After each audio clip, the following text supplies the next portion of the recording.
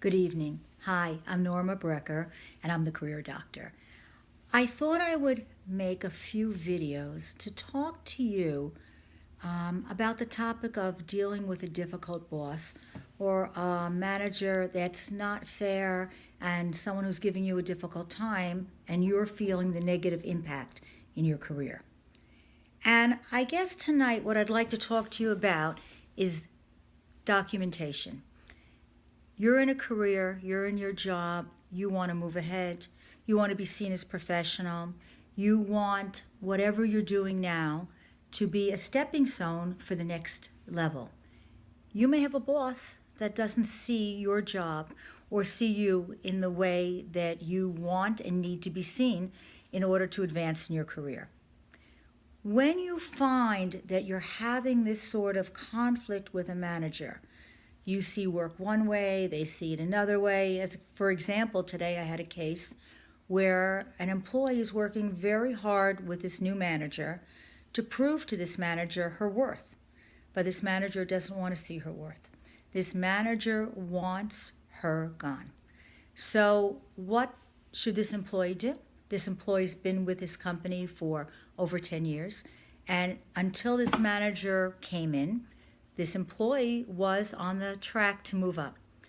So there are many things that you can do and you try to do, but I think with all the things that you're going to be trying to do, and we'll talk about them in upcoming videos, I think the number one thing that you need to do is document, document, document.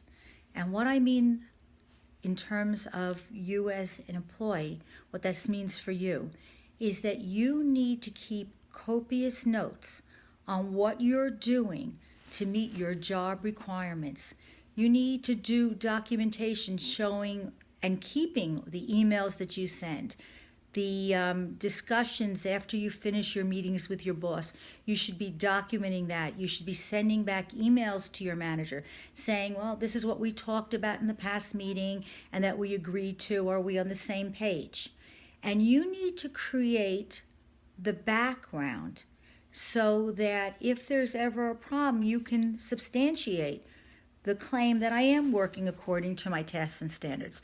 I am working according to the job description, and I am working and producing and performing in the way that I should be acknowledged and rewarded for.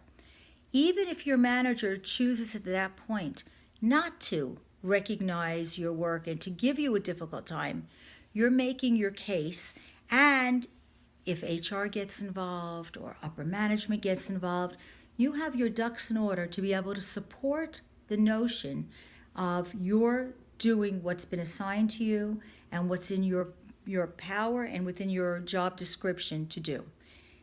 And the people that are able to show this documentation are often those that are given, outs from either the boss, from a specific job, or the boss backs down.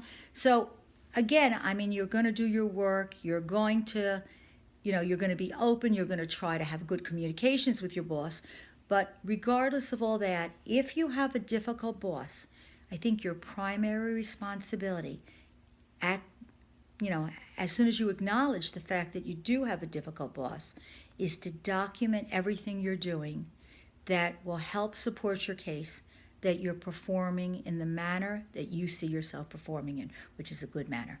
Okay, on to new topics in our next video on how to manage a difficult boss.